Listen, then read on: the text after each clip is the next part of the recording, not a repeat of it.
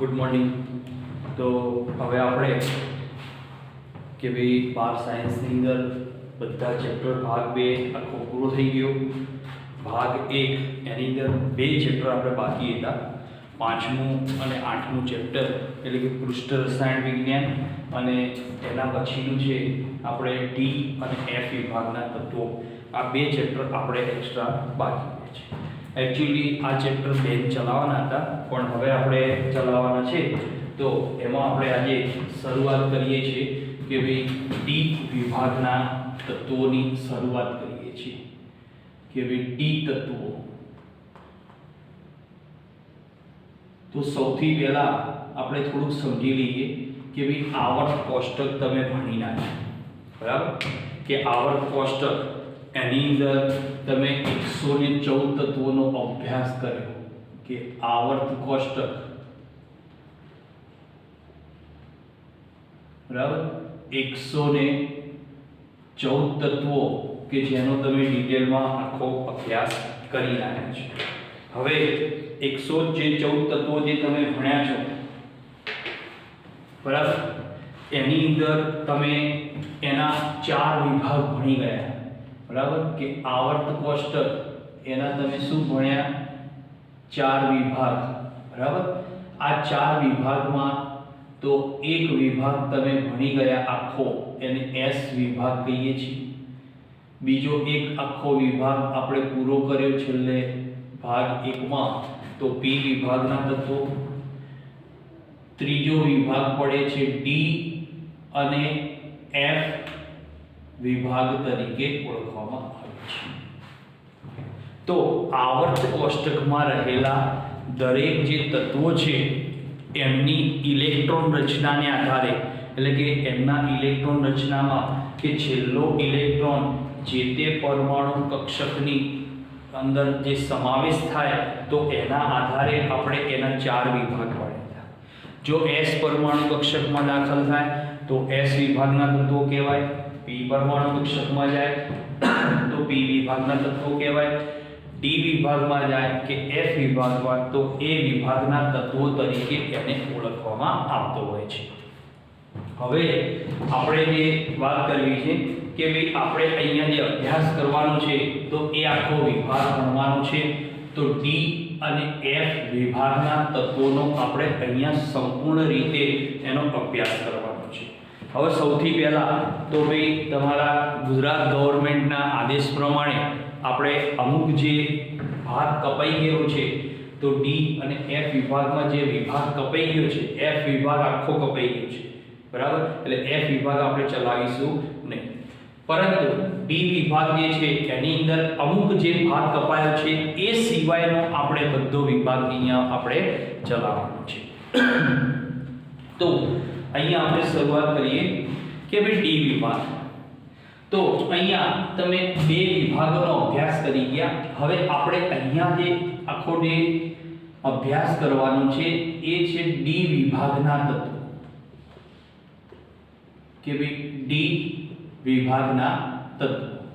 હવે આ ડી વિભાગના જે તત્વો છે એની અંદર તો આમ જોવામાં આવે તો સમૂહની દ્રષ્ટિએ કે સમૂહની દ્રષ્ટિએ તો સમૂહ 3 થી લઈ અને 12 સુધીના આની અંદર આપણને જોવા મળતા હોય છે.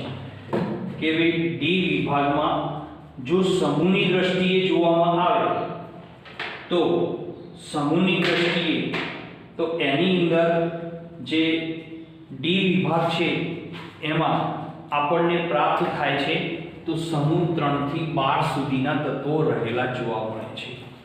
હવે એની અંદર આપણે જે અભ્યાસ કરવાનો છે તો એ સમૂહની દ્રષ્ટિએ ભણવાનો નથી, પરંતુ આવર્તની દ્રષ્ટિએ કે આવર્તની રીતે આપણે શું કરવાનો છે?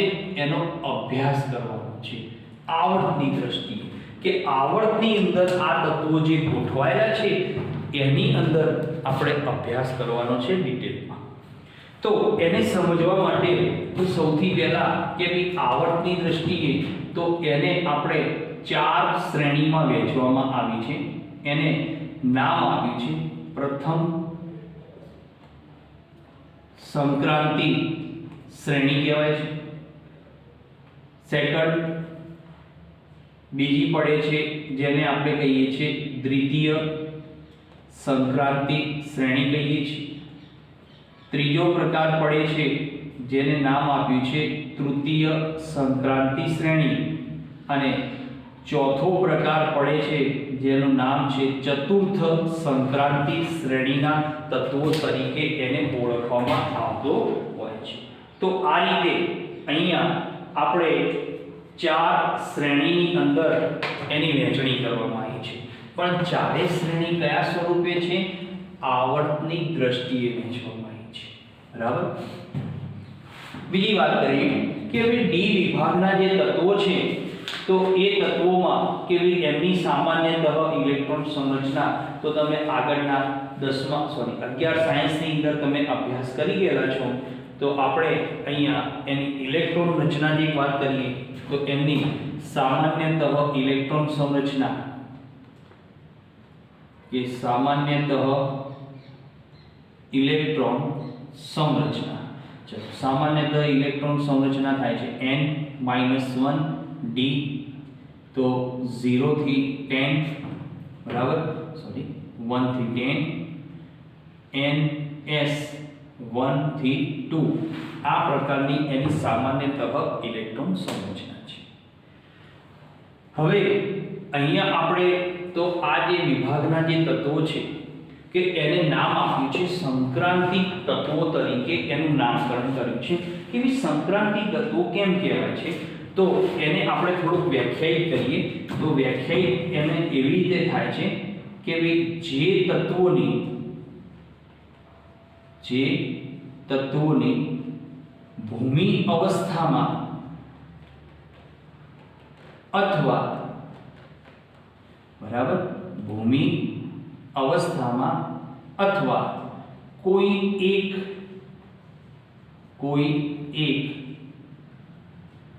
ઓક્સિડેશન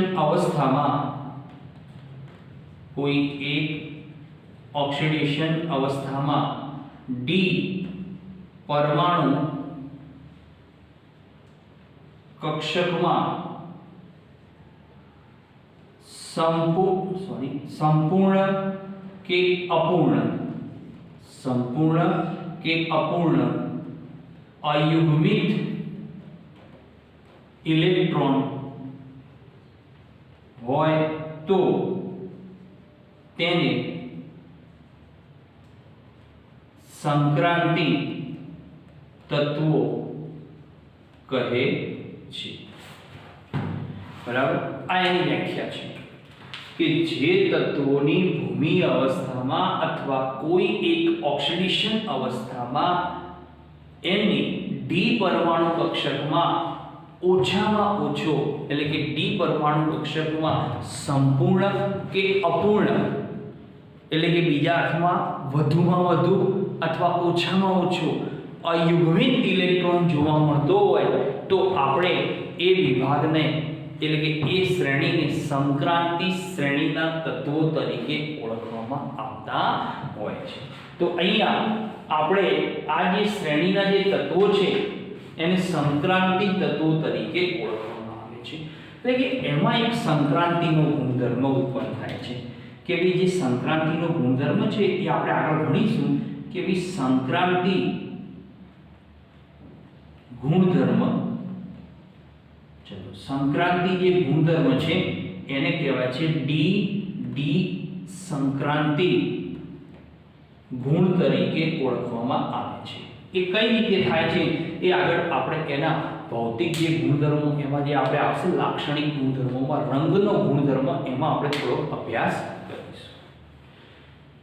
હવે અહીંયા આપણે તો પ્રથમ સંક્રાંતિ શ્રેણીના દ્વિતીય સંક્રાંતિ તૃતીય સંક્રાંતિ એ બધા શ્રેણીના તત્વોની આપણે એમના પરમાણુ ક્રમાંક ઇલેક્ટ્રોન રચના તત્વની સંજ્ઞા એનો આપણે થોડોક અભ્યાસ કરવાનો છે। તો આપણે શરૂઆત કરીએ કે ભાઈ પ્રથમ સંક્રાંતિ શ્રેણી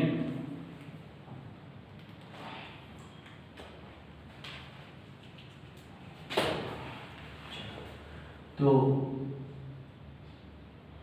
પ્રથમ સંક્રાંતિ શ્રેણી. તો પ્રથમ સંક્રાંતિ શ્રેણીના તત્વોની અંદર તો અહીંયા આપણે જે તત્વ છે તો તત્વની સંજ્ઞા લખું છું. Cadmium, titanium, vanadium, chromium, manganese, iron, cobalt, nickel, copper અને ઝિંક. તો આ શ્રેણીના તત્વોની અંદર જે તત્વો છે તો પહેલું તત્વ છે જેને નામ છે કેડમિયમ, બરાબર. બીજું તત્વ છે એનું નામકરણ છે titanium, vanadium, chromium, manganese, iron, cobalt, nickel, copper અને ઝિંક. હવે આ તત્વોના પરમાણુ ક્રમાંક તો આમના પરમાણુ ક્રમાંક છે 21 થી લઈ અને 22 પરમાણુ ક્રમાંક એ પોતે ધરાવે છે. 30 પરમાણુ ક્રમાંક પોતે ધરાવે છે. 28, 29 અને 30. ઇલેક્ટ્રોન રચનામાં તો આ દરેક પરમાણુ ક્રમાંક જે છે એમાં નિષ્ક્રિય વાયુ તત્વનો પરમાણુ ક્રમાંક એટલે કે આર્ગોન 18 એની અંદર આવી જાય છે. એટલે આપણે ઇલેક્ટ્રોન રચના જે દર્શાવીએ છીએ એ નિષ્ક્રિય વાયુ કોર સ્વરૂપની ઇલેક્ટ્રોન રચના તરીકે એને દર્શાવવામાં આવતી હોય છે. હવે એમની ઇલેક્ટ્રોન રચનાની વાત કરીએ તો આર્ગોન 18 આવી ગયા તો ત્યાર પછી આવશે તો 4s માં ભરાશે. કેમ કે નિયમ છે કે જ્યારે કોઈ પણ તત્વની ઇલેક્ટ્રોન રચનામાં ઇલેક્ટ્રોન ભરતા હોઈએ છીએ તો એ ભરવાની પ્રક્રિયામાં તો જે ઇલેક્ટ્રોન છે તો એ ઇલેક્ટ્રોન આઉટબાઉના પરમાણુ કક્ષકનો જે શક્તિ સ્તરનો ક્રમ છે એના પ્રમાણે આ ઇલેક્ટ્રોન ભરાશે. તો અહીંયા હું પહેલા પરમાણુ કક્ષકો 3d અને 4s દર્શાવી દઉં છું અને ત્યારબાદ ઇલેક્ટ્રોન 4s માં પહેલો ભરાશે અને પછી 3d માં ભરાય છે. કેમ કે શક્તિ સ્તરનો ક્રમ છે એ જ પ્રમાણે ઇલેક્ટ્રોન ભરાતા હોય છે. આપણે લખીએ છીએ પરમાણુ કક્ષકનો ક્રમ પ્રમાણે. કેમ કે આર્ગોન 18 માં શું આવી ગયું તો છેલ્લી 3p કક્ષક આવી ગઈ એટલે 3p બરાબર. એટલે એના પછી આવે ક્રમમાં 3d આવે છે. ચલો ઇલેક્ટ્રોન ભરીએ 18 ને 4s માં 2 અને 1 21 બરાબર. ચલો ટિટેનિયમ 4s માં 2 3d માં 2 22 2 20 3 23. હવે ક્રોમિયમ. હવે જો ક્રોમિયમ તત્વની જે ઇલેક્ટ્રોન રચના છે એ થોડી અપવાદરૂપી ઇલેક્ટ્રોન રચના છે કે ભાઈ એની ઇલેક્ટ્રોન રચનામાં આમ 4s માં 2 ઇલેક્ટ્રોન જાય છે અને 3d માં 4 જતા હોય છે. પરંતુ શું થાય છે કે ભાઈ અહીંયા આ તત્વ જે છે એ પરંતુ ક્રોમિયમ તત્વ પોતાની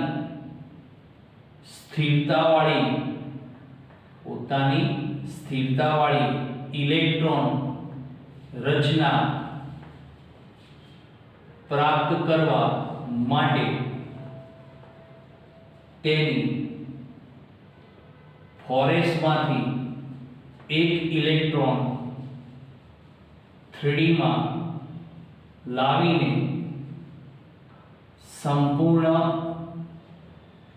અપૂર્ણ એટલે એને કહેવાય અયુગ્મિત ઇલેક્ટ્રોન રચના પ્રાપ્ત કરે છે. બરાબર. આ તત્વની અંદર કે ભાઈ ક્રોમિયમ તત્વમાં શું થાય છે તમને 11 સાયન્સમાં શીખવાડી દીધેલી છે કે ભાઈ ક્રોમિયમ તત્વમાં ફોરેસમાં 2 ઇલેક્ટ્રોન હોય છે, 3D માં 4 ઇલેક્ટ્રોન હોય છે. હવે 3D માં ગૌણ કક્ષકો 5 છે, 4 અયુગ્મિત છે, 1 ખાલી છે. એટલે ફોરેસમાંથી 1 ઇલેક્ટ્રોન પ્રાપ્ત કરી અને 3D કેવી બનાવે છે 5, એટલે સંપૂર્ણ અયુગ્મિત ઇલેક્ટ્રોન રચના પ્રાપ્ત કરે છે, જે સ્થિરતાવાળી ઇલેક્ટ્રોન રચના છે આની પોતાની. બરાબર. ચલો ત્યાર પછીનું તત્વ તો મેંગેનીઝ ફોરેસ આર્ગોન 18 ફોરેસ 2 20 5 25 2 6 26 2 7 27 2 એટલે 18 ને 2 20 8 28. હવે જો કોપરમાં પાછો અપવાદ આવે છે કે ભાઈ ફોરેસમાં 1 ઇલેક્ટ્રોન ખેંચી લે છે અને 3D માં પૂર્ણ ઇલેક્ટ્રોન રચના પ્રાપ્ત કરે છે. બરાબર. ક્રોમિયમ જેવું જ રચના, પરંતુ તત્વ પોતાની સ્થિરતાવાળી ઇલેક્ટ્રોન રચના પ્રાપ્ત કરવા ફોરેસમાંથી 1 ઇલેક્ટ્રોનને 3D માં લાવી પૂર્ણ ભરાયેલ ઇલેક્ટ્રોન રચના પ્રાપ્ત કરે છે. બરાબર. તો 3D કક્ષક સંપૂર્ણ ભરી નાખે છે, કેમ કે 3D માં 9 હોય છે, ફોરેસ્ટમાં 2 હોય છે, એક ખેંચી લાવે છે સ્થિરતા પ્રાપ્ત કરવા માટે. એટલે આખી 3D ની 5 ગૌણ કક્ષકો કેવી થાય છે યુગ્મિત રીતે ભરાયેલી જોવા મળે છે. સ્થિરતાવાળી ઇલેક્ટ્રોન રચના પ્રાપ્ત કરવા માટે આ પોતે આ તત્વ આવી રચના કરે છે, આ તત્વ પણ આવી રચના કરે છે. બરાબર. ચલો ત્યાર પછી ઝિંકમાં તો ફોરેસ્ટમાં 2 અને 3D માં 10 ઇલેક્ટ્રોન રચના. હવે આ જે આ શ્રેણીના જે તત્વો છે તો આ શ્રેણીના તત્વોની અંદર એમની સામાન્યતઃ ઇલેક્ટ્રોન રચના કે ભી સામાન્યતઃ ઇલેક્ટ્રોન રચના કઈ શ્રેણીની પ્રથમ સંક્રાંતિ શ્રેણીની હું વાત કરું છું. તો પ્રથમ સંક્રાંતિ શ્રેણીની સામાન્યતઃ ઇલેક્ટ્રોન સંરચના તો આવી થશે કે આર્ગોન, તો બધામાં આર્ગોન છે, પછી N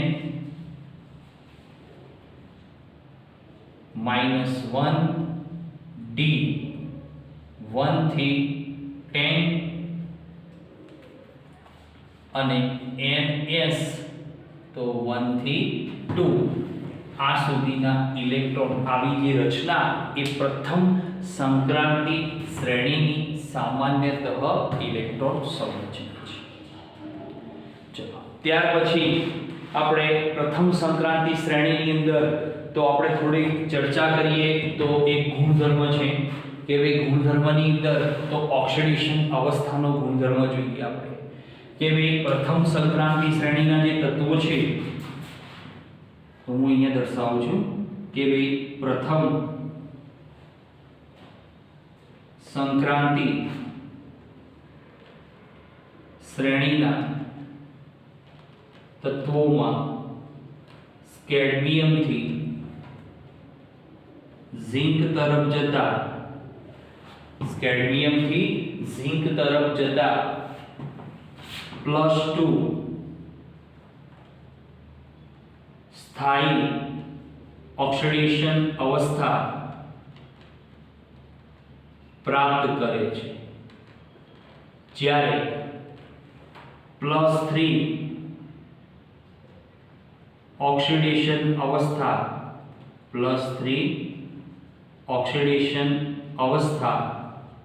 ક્રમશઃ ઘટે છે. બરાબર. +3 ઓક્સિડેશન અવસ્થા કેવી થાય છે ક્રમશઃ ઘટે છે અને સૌથી વધુ સ્થાયી ઓક્સિડેશન અવસ્થા કઈ રહે છે +2 સ્વરૂપની એની જોવા મળતી હોય છે. બરાબર. તો અહીંયા પ્રથમ સંક્રાંતિ શ્રેણીમાં આ એક મહત્વનો ગુણધર્મ રહે છે. આનો આપણે ડિટેલમાં ગુણધર્મ ભણવાનો નથી કેમ કે કપાઈ ગયું છે એટલા માટે. હવે આ શ્રેણીના તત્વોમાં તો એક અપવાદ છે કે ઝિંક તત્વને તો કરીએ કે ભાઈ આ શ્રેણીમાં આ એટલે પ્રથમ શ્રેણીમાં આ શ્રેણીમાં ઝિંક ને સંક્રાંતિ તત્વ નથી ગણાતું. કારણ છે કે કારણ કે ઝિંકની એક જ સ્થાયી ઓક્સિડેશન અવસ્થા +2 મળે છે, જેના પ્રમાણે તેની ભૂમિ કે કોઈ એક સ્થાયી ઓક્સિડેશન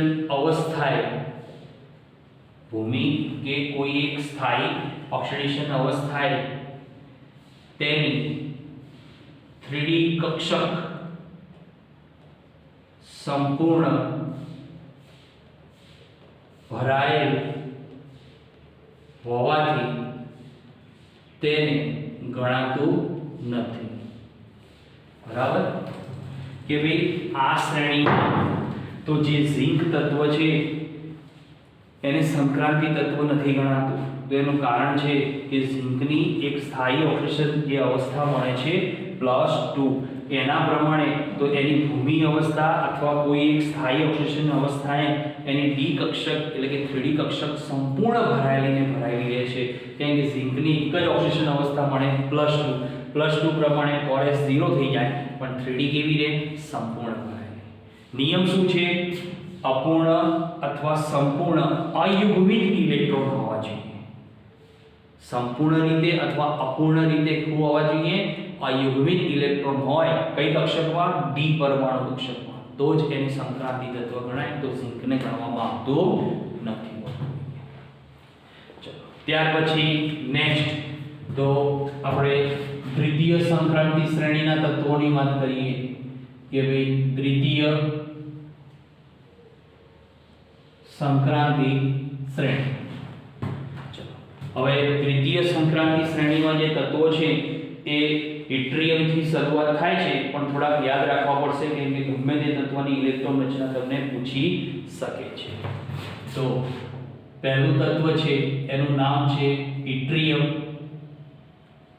બરાબર. ત્યારબાદ સેકન્ડ તત્વ છે Za, જેનું નામ છે ઝર્કોનિયમ. Nb નોબેલિયમ. એના પછીનું તત્વ છે Nb નોબેલિયમ. ત્યાર પછી છે મોલિબ્લેડમ.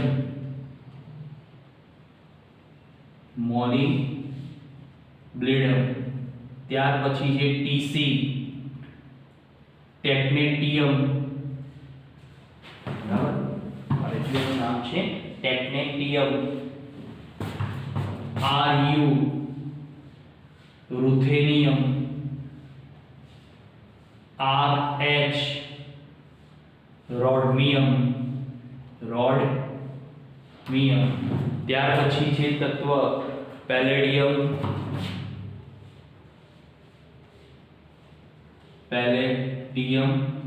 ત્યાર પછી આવશે સિલ્વર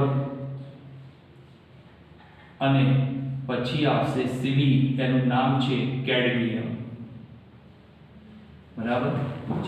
આ થઈ તમારી દ્વિતીય સંક્રાંતિ શ્રેણીના તત્વો. એમાં ઇટ્રિયમનો પરમાણુ ક્રમાંક છે તો પરમાણુ ક્રમાંક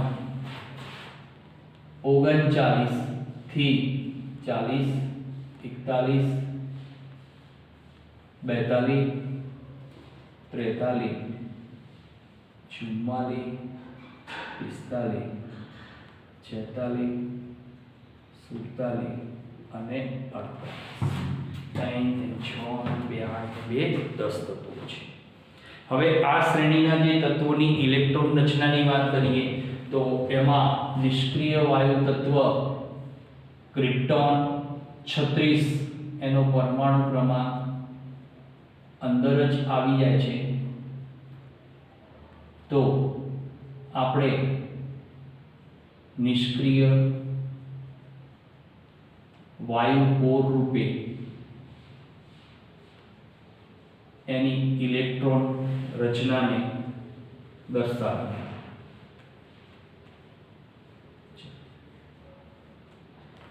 હવે ત્યાર પછી તો અહીંયા જે પરમાણુ કક્ષકો આવશે તો એમાં ક્રમશઃ પહેલી 4d આવશે, પછી 5s, પણ ઇલેક્ટ્રોન ભરાશે તો હું પછી લઉં છું ઇલેક્ટ્રોન ભરવાની રીત.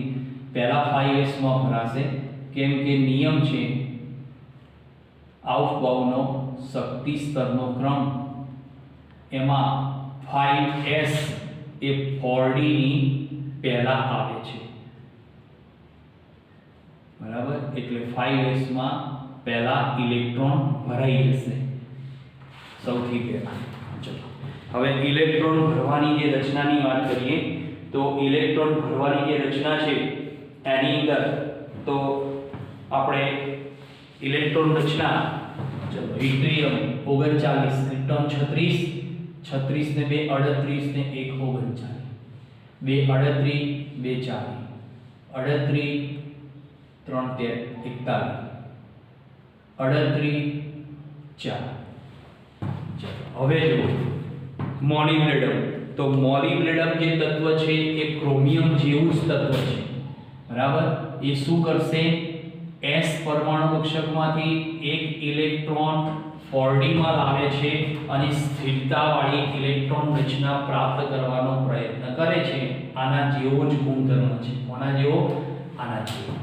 તો એમાં લાવે તો કઈ આવે? 4d માં લાવે છે, બરાબર. કૌંસમાં લખી દઉં છું 4d અને અહીંયા લખી દઉં છું 5s લખી દઉં છું. તો 5s માંથી એક ઇલેક્ટ્રોન ખેંચીને ક્યાં લાવે છે? 4d માં લાવે છે. સ્થિરતા પ્રાપ્ત કરવા માટે મોલિબ્ડેનમ તત્વ આ ટાઈપની ઇલેક્ટ્રોન રચના કરે છે. ચલો ટેકનેટિયમમાં 2 5 43 2 6 2 7. હવે જુઓ પેલેડિયમ.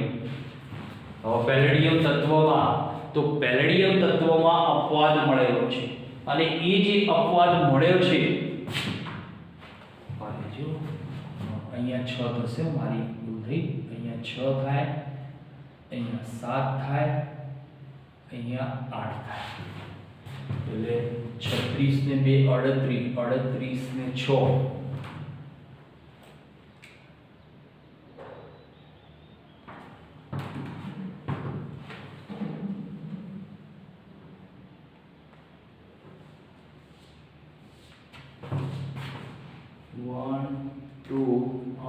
નોબેલિયમમાં અપવાદ છે, બરાબર. નોબેલિયમમાં પણ અપવાદ છે, બરાબર. એ ચોપડીમાં થોડીક છે, નોબેલિયમમાં પણ અપવાદ છે જેનો કોઈ જ ઉલ્લેખ નથી, બરાબર. આ શું છે? અપવાદ છે. તો જો દ્વિતીય સંક્રાંતિ શ્રેણીમાં નોબેલિયમ જે તત્વ છે એમાં 5s માંથી એક ઇલેક્ટ્રોન જતો રહે છે 4d માં. શા માટે જાય છે એનો કોઈ જગ્યાએ આપણને ઉલ્લેખ આપ્યો નથી, એટલે એ ઉલ્લેખ નથી એટલે એ અપવાદ આપણે સ્વીકારી લઈએ. જ્યારે મોલિબ્ડેનમ તત્વમાં શું છે કે એ સ્થિરતાવાળી ઇલેક્ટ્રોન રચના પ્રાપ્ત કરે છે, એટલે ક્રોમિયમ જેવું જ છે એટલે એનો ઉલ્લેખ છે. ત્યારબાદ અહીંયા પેલેડિયમ તત્વમાં, તો પેલેડિયમ તત્વમાં પણ અપવાદ છે, પણ એ અપવાદ એનો કોઈ ઉલ્લેખ આપેલો નથી અહીં, કે ભાઈ એક ઇલેક્ટ્રોન અને અહીંયા 10 જોવા મળે છે, 36 37, સોરી 5s 0 જોવા મળે છે. 5s માં 0 છે અને 4d માં 10 છે. આ પણ અપવાદ છે કે અપવાદ જેનો કોઈ જ ઉલ્લેખ નથી, કોઈ જ ઉલ્લેખ નથી એટલે આપણે સ્વીકારી લેવાનું છે. ત્યારબાદ જે તત્વ છે સિલ્વર, તો સિલ્વરમાં ઇલેક્ટ્રોન રચના તો કોપરના જેવું જ થાય છે. 5s માંથી 1 ઇલેક્ટ્રોન મેળવી અને 4d માં 10 ઇલેક્ટ્રોન કરી નાખે છે. તો એ પણ અપવાદ કોના જેવો છે? આના જેવો. સિલ્વર તત્વમાં આના જેવો જ અપવાદ છે કે જેમાં 4d કક્ષકમાં ક્યાંથી 5s માંથી 1 ઇલેક્ટ્રોન 4d કક્ષકમાં લાવી અને અપવાદ રૂપે સિલ્વરમાં કોપર જેવો અપવાદ એમાં જોવા મળે છે. કેડમિયમમાં તો 5s માં 2, 4d માં 2. હવે આ શ્રેણીના જે તત્વો છે એમની આપણે સામાન્યતઃ દ્વિતીય સંક્રાંતિ શ્રેણીના તત્વોની સામાન્યતઃ ઇલેક્ટ્રોન રચનાનો આપણે વાત કરીએ કે ભાઈ એમની સામાન્યતઃ ઇલેક્ટ્રોન જે સંરચના થશે તો એ થશે ક્રિપ્ટોન કૌંસમાં n-1 d, d માં 1 થી 10, ns 0 થી 2, કેમ કે એકમાં 0 જોવા મળે છે એટલા માટે. બરાબર. તો દ્વિતીય સંક્રાંતિ શ્રેણીના તત્વોમાં આ એમની સામાન્યતઃ ઇલેક્ટ્રોન સંરચના પ્રાપ્ત થાય છે. હવે આ જે શ્રેણીના તત્વો છે એમાં કેડમિયમ તત્વને પણ આપણે ડી સંક્રાંતિ તત્વ નથી ગણાતું. ચલો આપણે એનો ઉલ્લેખ કરીએ કે ભાઈ દ્વિતીય સંક્રાંતિ શ્રેણીમાં કેડમિયમ માટે તેની +2 એક જ સ્થાયી ઓક્સિડેશન અવસ્થાએ ઝિંક તત્વ જેવું જોવા મળે છે. તેથી તેને પણ સંક્રાંતિ તત્વ ગણાતું નથી. બરાબર. ઝિંકના જેવું જ છે. કોનો? કેડમિયમ. કે ઝિંકના જેવું જોવા મળે કે ઝિંકમાં એની ભૂમિ અવસ્થા જુઓ, કેડમિયમમાં ભૂમિ અવસ્થા.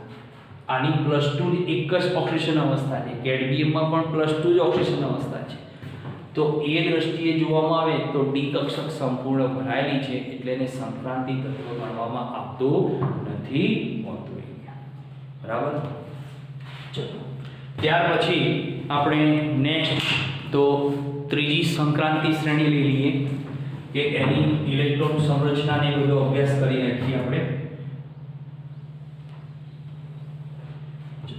નેક્સ્ટ તૃતીય સંક્રાંતિ શ્રેણી. બરાબર. ચતુર્થ સંક્રાંતિ શ્રેણીના તત્વો તો એ તમને બુકમાં આપેલા છે પણ એમાંથી આપણે કોઈ એટલું બધું તૈયાર કરવાની જરૂર નથી.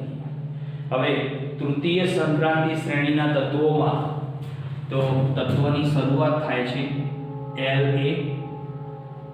HF, ત્યાર પછી છે Ta, W, Re,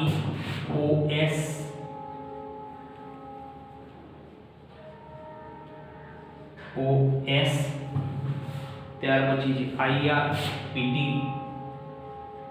IR, PT, AU અને HG. 3, 6, 4, 10 PT, AU, HG. હવે આ શ્રેણીના જે તત્વો છે એમાં આપણે વાત કરીએ કે ભાઈ લેન્થેનમ. આ તત્વનું નામ છે લેન્થેનમ કહેવાય છે. આનું નામ છે હાફનિયમ અથવા હોફનિયમ પણ બોલાય છે. આનું નામ છે ટેન્નેસીન નહીં, આનું એક નામ છે ટેન્ટેલમ છે. આનું નામ છે ટેન્ટેલમ. ટેન્ટેલમ, આનું નામ છે ટંગસ્ટન, આનું નામ છે રેહનિયમ,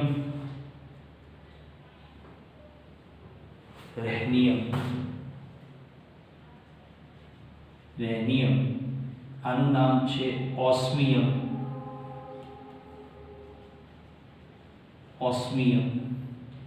ઇરિડિયમ, આનું નામ છે ઇરિડિયમ, આને તો આપણે ઓળખીએ છીએ પ્લેટિનમ, આનું નામ છે ગોલ્ડ, અને આને આપણે ઓળખીએ છીએ મર્ક્યુરી. બરાબર. હવે આ જે શ્રેણીના તત્વો છે એની અંદર લેન્થેનમ તત્વ એના મથાળા ઉપર સ્ટાર છે. આવર્ત કોષ્ટકમાં જો કેમ છે એ આપણે પછી વાત કરીએ, પણ પહેલા એની ઇલેક્ટ્રોન પરમાણુ ક્રમાંક લઈ લઈએ. 57 છે, આનો 72 થી શરૂઆત થાય છે. 73, 74, 75, 76, 77, 78, 79 અને 80. હવે આ શ્રેણીના જે તત્વો છે એમાં નિષ્ક્રિય વાયુ તત્વ તો દરેકમાં ઝેનોન તત્વ નિષ્ક્રિય વાયુ રૂપે કોર ઇલેક્ટ્રોન રચનામાં, જેનો પરમાણુ ક્રમાંક કેટલો છે 54 છે, એનો અંદર સમાવેશ કરી દેવામાં આવેલો છે. તો આપણે ઇલેક્ટ્રોન રચના નિષ્ક્રિય વાયુ કોર સ્વરૂપે રાખવાની છે યાદ. હવે આપણે બાકીના તત્વો એમાં લેન્થેનમ થી શરૂઆત કરીએ તો ઇલેક્ટ્રોન સંરચનામાં તો અહીંયા જુઓ 4f 5d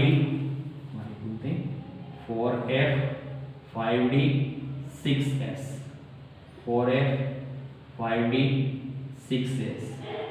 એની અંદર ઇલેક્ટ્રોન જે ભરાય છે એ આપણે સમજવાના છે, કેમ કે આ વિભાગમાં અમુક તત્વો એમની અંદર પણ અપવાદ છે, પણ એ અપવાદ કે જેનો કોઈ જગ્યાએ ઉલ્લેખ મળતો નથી. એટલે એ અપવાદ આપણે શું કરવાનું છે, સ્વીકારી લેવાનું છે. એટલે સ્વીકારી અને એ જ પ્રમાણે અહીંયા આપણે ઇલેક્ટ્રોન રચના દર્શાવીશું.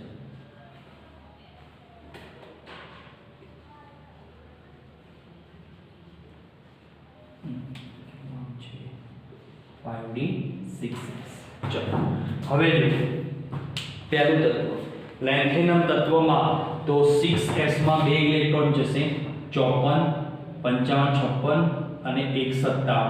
4f ખાલી હોય છે. એનું કારણ છે જો કે લેન્થેનમ તત્વો ઉપર સ્ટાર જોવા મળશે આવર્ત કોષ્ટકમાં. તો એનું કારણ શું છે કે લેન્થેનમ તત્વમાં છેલ્લો ઇલેક્ટ્રોન જાય છે d પરમાણુ કક્ષકમાં, એટલે એને કીધું કયું d વિભાગનું તત્વ. પણ એના સંપૂર્ણ બધા ગુણધર્મો કેવા છે, રેડિયો એક્ટિવ f વિભાગના તત્વો જેવા છે, એટલે એને f વિભાગમાં પણ સમાવેલું છે. એટલે લેન્થેનમ તત્વ અને ચોથી સંક્રાંતિ શ્રેણીમાં આવતું પહેલું તત્વ એક્ટિનિયમ, એ બંને કેવા છે, f વિભાગ અને d વિભાગ બંનેની અંદર એનો સમાવેશ કરવામાં આવતો હોય છે. કેમ કે ઇલેક્ટ્રોન રચના અને ગુણધર્મોને આધારે તો ઇલેક્ટ્રોન રચના d વિભાગ જેવી, ગુણધર્મો f વિભાગ જેવા જોવા મળે છે. ત્યાર પછી એની અંદર તો ઇલેક્ટ્રોન રચનામાં આપણે જે અભ્યાસ કરીએ તો ઇલેક્ટ્રોન રચના તો અહીંયા હાફનિયમમાં ઝેનોન 54, 55, 56, 56 ને પછી અહીંયા ભરાય 4f માં 14 ભરાઈ જાય, 56 ને 14 કેટલા થાય 70, 70 ને 2 72, 2 14 70, 3 73, 2 14 4, 2 14 5 ગણી નાખજો. એ પ્રમાણે જોઈ લેજો ઇલેક્ટ્રોન રચના એ જ પ્રમાણે આપણે હેડ છે. અહીંયા અપવાદ આવશે હવે 2 14 6 બરાબર, 2 14 7 77 બરાબર થઈ ગયા ને 54 55 56 ને 14 70 બરાબર તો થાય કેટલા 7 77 ચલો હવે પ્લેટિનમમાં અપવાદ છે પ્લેટિનમમાં શું છે કે ભાઈ 5D જે પરમાણુ કક્ષક છે એની અંદર 6s માંથી પ્લેટિનમમાં 5D જે પરમાણુ કક્ષક છે એ 6s માંથી એક ઇલેક્ટ્રોન ખેંચીને લાવે છે શા માટે ખેંચીને લાવે છે એનો કોઈ જગ્યાએ આપણને ઉલ્લેખ છે નહીં તો 6 4f તો એમને ભરી દેશે 5D માં 9 કરે છે બરાબર આનો અપવાદ કે આ અપવાદ જેનો ઉલ્લેખ નથી ત્યાર પછી ગોલ્ડમાં ઉલ્લેખ છે ગોલ્ડમાં તો શું થાય છે કે ભાઈ એ કોના જેવી છે કે જે કોપર અને સિલ્વર જેવો અપવાદ ધરાવે છે બરાબર તો એની અંદર સિલ્વર અને જે આપણે કોપર છે એના જેવો જ ગોલ્ડની અંદર અપવાદ જોવા મળે છે મર્ક્યુરીની અંદર વાત કરીએ તો મર્ક્યુરીમાં 54 55 56 14 70 70 ને 10 80 બરાબર હવે આ જે શ્રેણીના જે તત્વો છે એમની પણ આપણે સામાન્યતઃ ઇલેક્ટ્રોન સંરચના પણ છે આપણી બરાબર કે ભાઈ કોની તૃતીય સંક્રાંતિ શ્રેણીનો અહીંયા લખું છું સામાન્યતઃ ઇલેક્ટ્રોન રચના તો આમની પણ સામાન્યતઃ ઇલેક્ટ્રોન સંરચના છે તૃતીય સંક્રાંતિ શ્રેણીની અને એ આ પ્રમાણે લખાય છે xenon n-2 f 0 40 n-1 d તો d માં 1 થી 10 ns 1 થી 2 બરાબર તો અહીંયા એમની સામાન્યતઃ ઇલેક્ટ્રોન સંરચનાની અંદર તો આ પ્રમાણે આપણને ઇલેક્ટ્રોન સંરચના પ્રાપ્ત થતી હોય છે બરાબર તો તૃતીય સંક્રાંતિ શ્રેણી એની ઇલેક્ટ્રોન છે હવે તૃતીય સંક્રાંતિ શ્રેણીમાં પણ અપવાદ છે એ અપવાદ અહીંયા દર્શાવું છું કે ભાઈ તૃતીય સંક્રાંતિ શ્રેણીમાં મર્ક્યુરી માટે બરાબર મર્ક્યુરી માટે +2 એક જ ઓક્સિડેશન અવસ્થા હોવાથી બરાબર +2 એક જ ઓક્સિડેશન અવસ્થા હોવાથી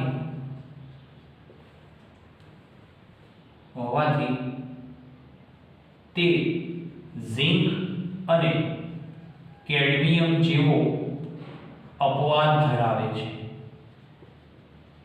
બરાબર એટલે એને પણ સંક્રાંતિ તત્વ ગણવામાં આવતું નથી તો પ્રથમ ઝિંક દ્વિતીયમાં કેડમિયમ તૃતીય સંક્રાંતિ શ્રેણીમાં મર્ક્યુરી આ ત્રણેય તત્વો એમની અલગ અલગ જે ઓક્સિજન અવસ્થાઓ છે એમાં એમની ડી કક્ષક સંપૂર્ણ ભરાયેલી જોવા મળે છે ભૂમિ અવસ્થા તો ભરાયેલી જ છે બરાબર કે જેના કારણે આ શ્રેણીના જે તત્વો છે એમની અંદર જોવા મળતા ત્રણ તત્વો એ અપવાદ રૂપે એમને સંક્રાંતિ તત્વોની અંદર સમાવેશ કરવામાં આવતો નથી બરાબર કારણ કે આ જે છે ઝિંક કેડમિયમ અને મર્ક્યુરી એમના સંયોજનો પણ રંગવિહીન મળે છે કોઈ દિવસ રંગીન મળતા નથી હોતા એ આ ગુણધર્મને કારણે મળે છે એટલે છેલ્લો લખી દઉં કે ઉપરોક્ત અપવાદને આધારે ઉપરોક્ત કેડમિયમ મર્ક્યુરી અને ઝિંકના અપવાદને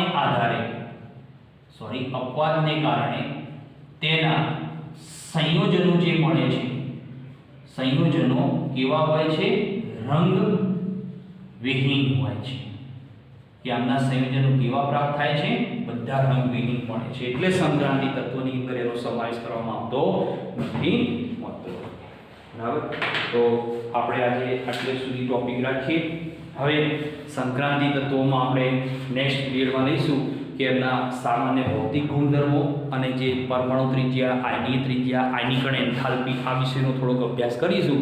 અને પછી મેઇન લાક્ષણિક ગુણધર્મો છે કે જેની અંદર ઉદ્દીપકનો ગુણધર્મ, રંગનો ગુણધર્મ, ચુંબકીય વલણ એ વિશેનો આપણે અભ્યાસ કરી અને એ આગળ ટોપિક લઈશું. ઓકે.